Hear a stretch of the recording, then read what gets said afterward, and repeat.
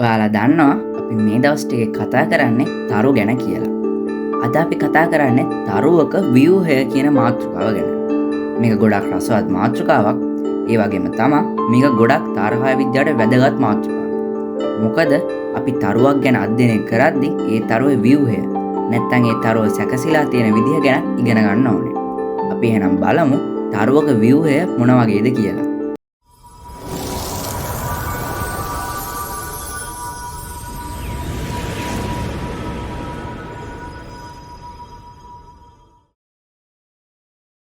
අපි සූර්යාගේ ව්‍යුහය ගැන කතා කරද්දී සූර්ය ව්‍යුහය කොටස් දෙකකට බෙදනවා. මේක ප්‍රධාන වශයෙන්ම බෙදෙන කොටස් දෙක තමයි අභ්‍යන්තර ව්‍යුහය වගේම බාහිර ව්‍යුහය කියන්නේ. අපි ඉස්සෙල්ලම කතා කරමු නේද අභ්‍යන්තර ව්‍යුහය ගැන. මේ අභ්‍යන්තර ව්‍යුහයත් කොටස් කිහිපයකටම බෙදෙනවා. මේ අභ්‍යන්තර ව්‍යුහයේ බෙදෙන කොටස් නම් හරය, විකිරණ කලාපය වගේම සංවහන කලාපය. අපි ඉස්සෙල්ලම කතා කරන්නේ මේකේ හරය ගැන. මේකේ හරය කියන්නේ හරියෙන් නිකන් සූර්යාගේ බැටරිය වගේ. සරලව කිව්වොත් සූර්යාගේ බර ශක්ති ප්‍රභවය. තරුවක බල ශක්ති ප්‍රභවයට තමයි ඒ තරුව හරය කියලා කියන්නේ. මේ හරය කියන කොටසේ ද්‍රව්‍ය පවතින්නේ ද්‍රව ප්ලාස්මයක් වශයෙන්. ඒ කියන්නේ දියර වශයෙන්. මෙහි උණුසුම අපි කතා කරොත් සෙල්සියස් අංශක මිලියන 15ක් විතර වෙනවා. ඒක අපේ සූර්යාට වගේම අනිත් තරු වලටත් බොහෝ වශයෙන් සාපේක්ෂයි. මොකද මම මේ කතා කරන්නේ අපේ සූර්යා ගැන. සමහර තරු තියෙනවා ඒ අභ්‍යන්තර උණුසුම සෙල්සියස් අංශක මිලියන 15ත් ඉක්මන් යන. ඒ වගේම තමයි සූර්යාගේ පිටවන විකිරණ වලින් 99%ක්ම නිපද වෙන්නේ මේ හරය කියන කොටස ඇතුලේ. ඒ වගේම තමයි අපේ සූර්යාගේ බර තියෙනවනේ. මේ බරෙත් 50%ක් පවතින්නේ මේ හරයේ. මේ හරයේ තමයි සූර්යාගේ ප්‍රෝටෝන දාම බිඳ හෙලලා ශක්තිය නිපදවන්නේ. ඒ වගේම තමයි ගැමා කිරණ පිට වෙන්නේ මේ හරයෙන් කියලා තමයි විද්‍යාඥයන් පවසන්නේ. ඔයගොල්ලෝ දන්නවද බලශක්ති බලාගාරයකින් කොච්චර විකිරණතාවයක් පිට වෙනවද කියලා? න්‍යෂ්ටික බලාගාරයක් සතියක් පුරාවට නිපදවන න්‍යෂ්ටික ශක්තියට සමාන ශක්තියක් අපේ සූර්යයා එක් තප්පරයකදී නිපදවනවා කියලා තමයි විද්‍යාඥයන් පවසන්නේ. මේ ක්‍රියාවලියට ඔයගොල්ලෝ දන්නවද කොච්චර හයිඩ්‍රජන් ප්‍රමාණයක් ඕනද කියලා?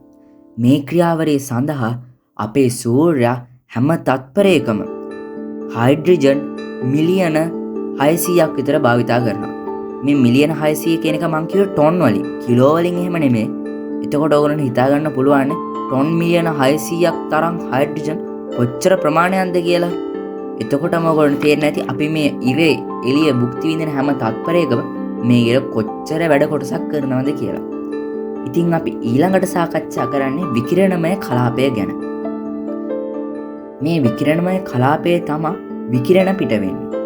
මේකේදී සූර්යාගේ හරයෙන් පිටවන ගැමා කිරණ ඊළඟට හමු වෙන කලාපය තමයි මේ විකිරණ කලාපය කියලා කියන්නේ. මේ හරහා ශක්තිය ගමන් කරන්නේ විකිරණ විදිහට. ඒ වගේම තමයි මේ විකිරණමය කලාපයේ විවිධ මූලද්‍රව්‍ය තියෙනවා. ඒත් එක්කම විකිරණ කලාපයේ ශ්වේසේසී සිද්ධියකුත් සිදු වෙනවා. ඒකනම් මෙහි තියෙන හරෙහි තියෙන ගැමා කිරණ විකිරණ කලාපයේ උරාගෙන යන. ඒ කියන්නේ විකිරණ කලාපය හරහා යද්දී මේ විකිරණ කලාපයෙන් සූර්යාගේ ගැමා කිරණ බොහෝ වශයෙන් අවශෝෂණය කරගෙන විකිරණ විදිහට එළියට පිට කරනවා. ඒක නිසා තමයි අපිට මේ සූර්යාගේ වර්ණාවලිය නැත්තම් අපිට මේ ඉර එක එක පාටින් පේන්නේ මේ විකිරණ කලාපය වැඩ නිසා තමයි. ඔයගොල්ලෝ මේ විකිරණ කලාපයේ තියෙන විවිධ මූලද්‍රව්‍ය ගැන අවබෝධයක් ගන්න ඕන නම් ඔයාලට පුළුවන් මේ සූර්යාගේ වර්ණාවලිය අධ්‍යයනය කරන්න. එතකොට පුළුවන් මේ විකිරණ කලාපයේ තියෙන මූලද්‍රව්‍ය හඳුනා ගන්න. එතකොට අපිට ඊළඟට ඉතුරු වෙලා තියෙන්නේ සූර්යාගේ අභ්‍යන්තර කොටස් වල නැත්නම් අභ්‍යන්තර ව්‍යුහයේ තියෙන අවසාන කොටස. ඒක තමයි සංවහන කලාපය. සංවහන කලාපයේදී ශක්තිය ඉහළට ගමන් කරන්නේ සංවහන ධාරා ලෙසින්. ඒ කියන්නේ හරයේ සිට එන විකිරණ උණුසුම් වන අතර ඒවා පහළ කොටසින් තියෙන්නේ. ඒවා ඉහළ කොටසට යනවා. මෙහෙම ඉහළ කොටසට යද්දී ඉහළ තියෙන සිසිල් ශක්තියින් තියෙනවනේ. නැත්නම් ඉහළ තියෙන අංශු සිසිල්නේ. එයා පහළට කිදා බහිනවා. එතකොට මේක චක්‍රයක් වගේ කැරකි තමයි තියෙන්නේ. ඒ කියන්නේ මේක ඇතුලේ සංවහන ධාරා ක්‍රියාත්මක වෙනවා. ඒක නිසා තමයි මේ කලාපයට සංවහන කලාපය කියලා කියන්නේ.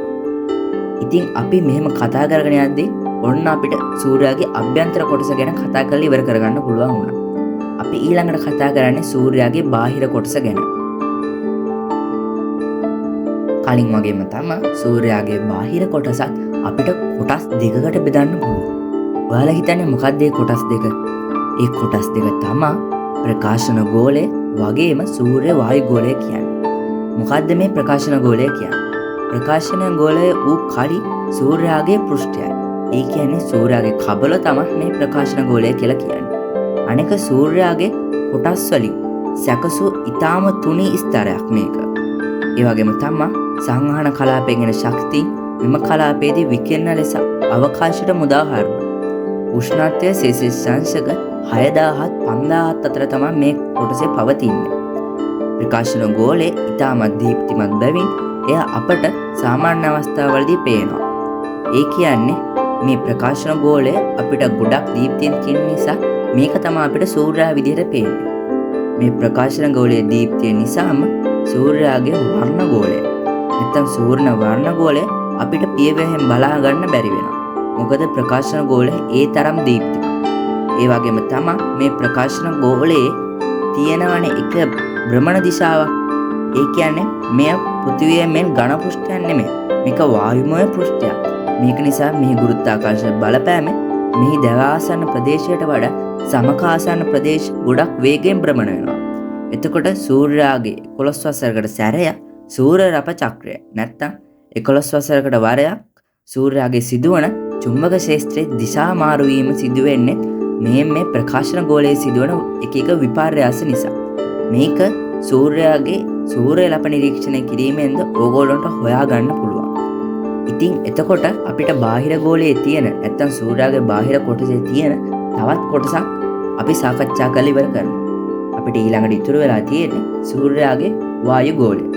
සූර්ය වායු ගෝලය අපිට තව කොටස් දෙකකට බෙදන්න පුළුවන්. ඒක තමයි වර්ණ ගෝලය වගේම රැස් වලල්ල කියන්නේ. වර්ණ ගෝලය ගැන අපි ඉස්සෙල්ලම කතා කරමුකෝ. රැස් වලල්ල ගැන කතා කරන්න. අපි ඉස්සෙල්ලම කතා කරමුකෝ සූර්ය වර්ණ ගෝලය ගැන. ඔයගොල්ලෝ දන්නව ඇති ප්‍රකාශන ගෝලයේ තියෙන තාමත් දීප්තිය නිසා මේ සූර්ය වර්ණ ගෝලය නම් අපිට පියවැස්සට බලා ගන්න බැරි වෙනවා. හැබැයි එක අවස්ථාවක් තියෙනවා අපිට සූර්ය වර්ණ ගෝලය පියවැස්සට බලා ගන්න පුළුවන්.